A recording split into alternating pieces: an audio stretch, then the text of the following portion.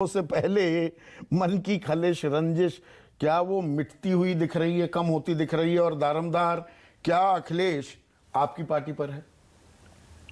जितनी जिम्मेदारी कांग्रेस पार्टी पे है, पूरे देश के विपक्ष को एक साथ लेके चलने को कांग्रेस पार्टी उसके लिए तैयार है।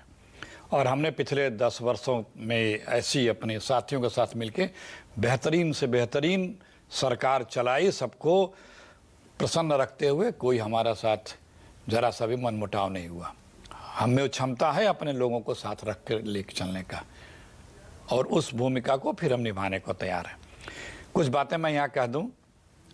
2019 का चुनाव को ये सोचे कि मोदी जी या मोदी जी की सरकार के बल, सिर्फ उनके बल पे हुआ था, तो ये असत्य है। 2019 का चुनाव में बहुत बड़ी भूमिका पुलवामा की थी। अगर पुलवामा नहीं हुआ होता तो लगभग 150 सीटें क्रॉस नहीं कर पाती मोदी जी।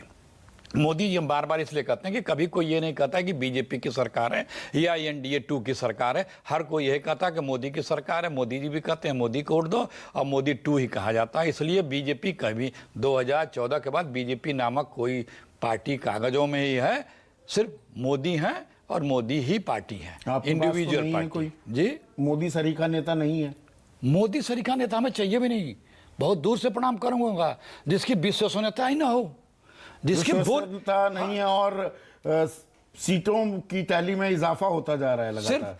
सिर्फ चुनाव जीत जाना विश्वसनीयता का पैमाना नहीं है। डेमोक्रेसी इज अबाउट नंबर्स नहीं।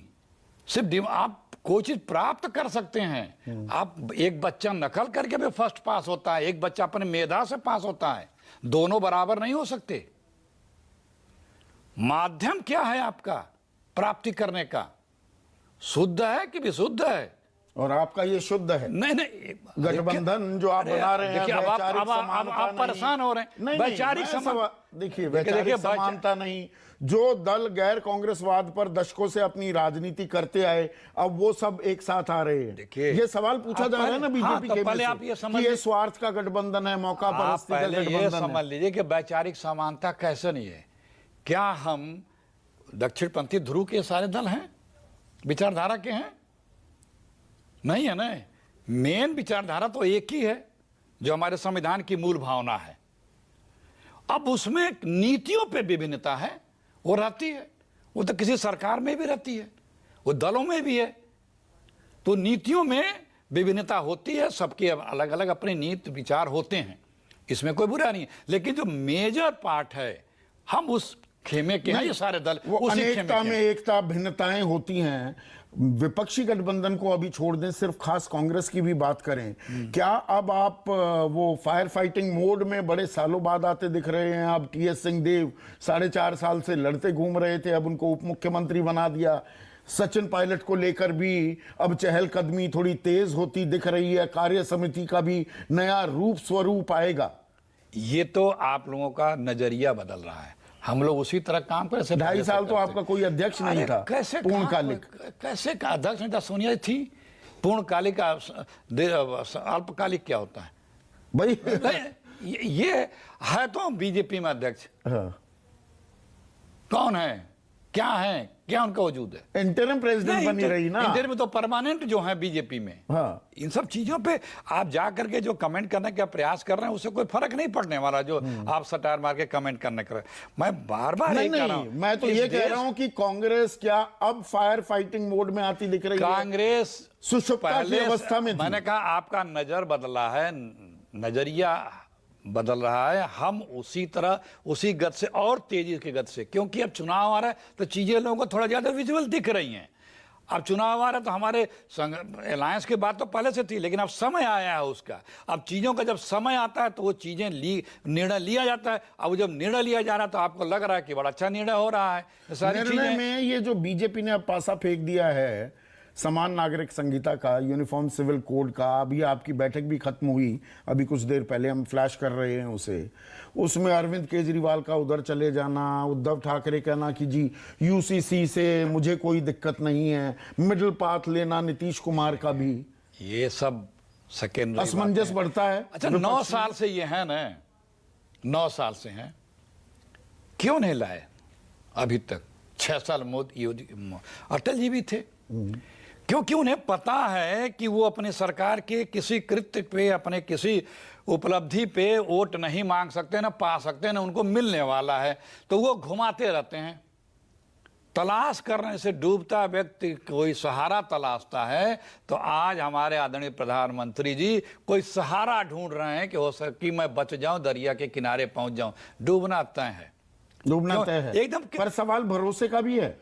आप गारंटी बहुत दे रहे हैं, प्रधानमंत्री कह रहे हैं इनकी गारंटी को दुनिया ने इनकी देखा, खुद की गारंटी, अरे ये गारंटी क्या दुनिया देंगे? भरोसे पर भी बात आती है। अरे जनाब भरोसा सुन लीजिए, अच्छे दिन काला धन, 15 लाख रुपए सबके खाते में, 100 स्मार्ट सिटी, 2 करोड़ नौकरियां, दाऊद, पेट्रोल, चीन को लाल लाल आंखें, 100 स्मार्ट सिटी, बड़ी लंबी लिस्ट है मेरे पास, बहुत बड़ा लिस्ट है।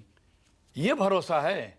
इसलिए तो कहते हैं जिस व्यक्ति की विश्वसनीयता 0 हो, आप चुनाव जीत गए, ठीक है, आप चुनाव जीतने में आप मास्टर हैं, ये देश के लिए डिजास्टर है, इसमें कोई दो राय नहीं है।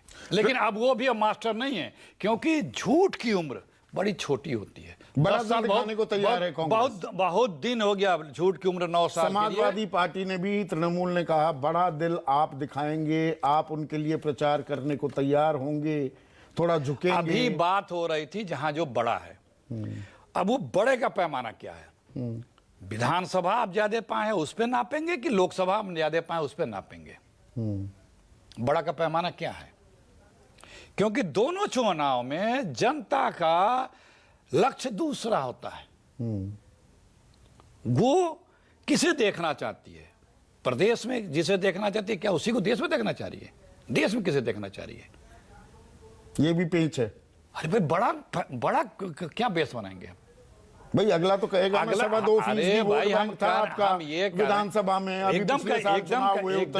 एकदम कहे ये हम लोगों में कोई बात ऐसी नहीं कि जो नहीं हो पाएगी, होगी।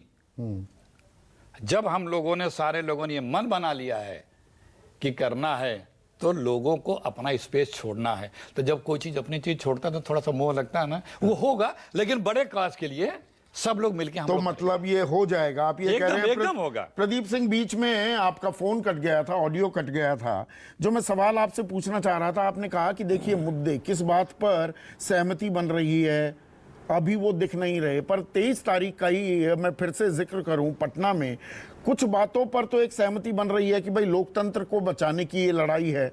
इसमें अधिनायकवाद, संघीय ढांचे को जो तार तार करने की कोशिश की जा रही है, वो अध्यादेश लाना हो सुप्रीम कोर्ट के फैसले के बाद, या तमिलनाडु के गवर्नर वो किसी मंत्री को ही बाहर का रास्ता दिखा दें, बर्खास्त कर दें, फिर डिसीजन होल्ड पर आ जाए, और बहुत सारे जो मुद्दे, महंगाई, बेरोजगारी, या पुरानी पेंशन की बात हो, जातीय जनगणना, एक खाका तो बनता दिख रहा है। ऐसा नहीं है कि बिना खाके के बात हो रही।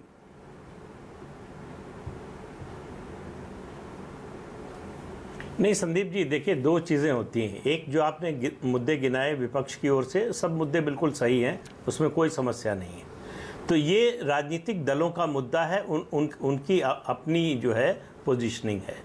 बीजेपी कह रही, प्रधानमंत्री क्या कह रहे हैं कि ये जो भ्रष्ट लोग हैं, जो परिवारवादी हैं, उनका गठबंधन है।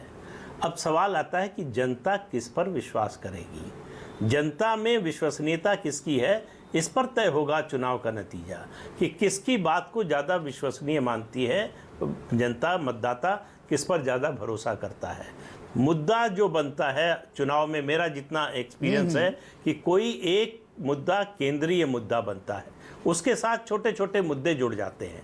तो ये सब जो मुद्दे हैं वो सब जुड़ने वाले मुद्दे हैं, लेकिन वो उसकी धुरी नहीं मिल रही है विपक्ष के पास। जैसे मैंने 77 और 89 का जिक्र किया, एक बड़ा मुद्दा था, उसके इर्द गिर्द बाकी मुद्दे आकर जुड़ गए और सफलता मिली विपक्ष को। उस तरह का मुद्दा अभी कम से कम मुझे तो दिखाई नहीं दे रहा है कि कोई ऐसा बड़ा मुद्दा है। ये सब बातें बीजेपी के खिलाफ जो कुछ विपक्ष कह रहा है वो उसकी ओर से गंभीर मुद्दे हैं, बड़े मुद्दे हैं, लेकिन क्या जनता की नज़र में भी वो मुद्दा है? नहीं, इसमें एक और बात जो मैं आपसे पूछ रहा था जब कनेक्शन कटा, अगर हम देखें 9 साल की बात करें प्रदीप जी, तो विपक्ष या विपक्षी खेमे की तरफ से इस तरह की एकजुटता या इस तरह की मजबूती? 2019 का आप जिक्र कर रहे थे, विपक्ष खंडित था, भाई कहीं उत्तर प्रदेश में कर लिया या जेडीएस के साथ कर्नाटका में कर लिया, अखिल भारतीय स्तर पर कोई मोर्चा बना नहीं या कोई सहमति नहीं बनी। इस बार बेटर प्रिपेयर्ड अभी देखिए, राजनीति में एक रात भी लंबी होती है, ये जानते हुए मैं आपसे सवाल पूछ रहा हूं, वो मजबूती दिख रही है क्या पहले के मुकाबले ज्यादा विपक्ष में? नहीं, इसलिए मुझे नहीं दिख रही। तो अगर पिछला याद करें तो 1971 भी याद करना चाहिए, जब ग्रैंड अलायंस बना था और सारी कांग्रेस विरोधी पार्टियां एक मंच पर आई थी और इंदिरा गांधी की जो है वो बम्पर जीत हुई थी। तो केवल विपक्ष के साथ आ जाने से जीत हो जाएगी ऐसा नहीं होता है। सवाल फिर आता है वही मुद्दों का, कि मुद्दे क्या हैं जिन पर लोगों को भरोसा है। क्या लोगों ने ये तय कर लिया है कि प्रधानमंत्री नरेंद्र मोदी की सरकार को हटा देना है? अगर हटा देना है, ये तय कर लिया है, तो उसके बाद लोगों की अगली नज़र होती है विकल्प कौन है। अगर विपक्ष एक है तो निश्चित रूप से वही विकल्प के रूप में सामने है। ऐसे में ऑर्गेनाइजर का वो लेख मुझे याद आता है। ऑर्गेनाइजर कह रहा है कि कहा उसने कि प्रधानमंत्री मोदी का जादू और हिंदुत्व के सहारे ही नैया पार लग जाएगी, ऐसा नहीं होने वाला है। एंटी इनकम्बेंसी, उसमें भ्रष्टाचार की भी बात की है ऑर्गेनाइजर के आर्टिकल ने, कि ये चस्पा होने लगे हैं। नहीं, बिल्कुल, देखिए, लेकिन वो बात जो है वो राज्यों के संदर्भ में, विधानसभा चुनाव के संदर्भ में है। लोकसभा चुनाव को लेकर जो है वो कर्नाटक के संदर्भ में जब नतीजा आया था, कर्नाटक का चुनाव बीजेपी हारी, उसमें एक बड़ा मुद्दा भ्रष्टाचार का था सरकार का, और वो मुद्दा चिपका और उसका नुकसान हुआ बीजेपी को। तो मुद्दा जब तक, वही मैं कह रहा हूं, जब तक लोगों का भरोसा नहीं होता। कर्नाटक में बीजेपी की सरकार के भ्रष्टाचार को कांग्रेस ने मुद्दा बनाया और लोगों ने माना कि हाँ भाई ठीक कह रहे हैं, तो उसका नतीजा आप देखिए क्या आया। लेकिन गुजरात में भी यही बनाने की कोशिश हुई, बीजेपी की एंटी इनकम्बेंसी 26 साल की, 23 साल की, वो मुद्दा नहीं बना। तो एक ही मुद्दा जो बन जाएगा, ये निर्भर या नहीं बनेगा, ये निर्भर करेगा कि लोगों को कितना विश्वसनीय लगता बिल्कुल है। बिल्कुल, मैं आपकी बात से इत्तेफाक रखता हूं। देखिए, मुद्दे एक नैरेटिव, एक पिच, राजनीतिक पिच, जैसे मैच, क्रिकेट का मैच होता है, पिच तैयार की जाती है। 9 सालों में हमने पाया है कि बीजेपी वो पिच तैयार करती थी और मजबूर करती थी विपक्ष को उसके हिसाब से उस पर खेलने के लिए। पिच इस बार भी अभी बीजेपी तैयार कर रही है, या पिच इस बार फिलहाल विपक्ष तैयार करता दिख रहा है? मुद्दे जो उठ रहे हैं, बीजेपी को रिएक्ट करना पड़ रहा है, कई जगह बोल भी नहीं पा रही है, जैसे मणिपुर का मसला है।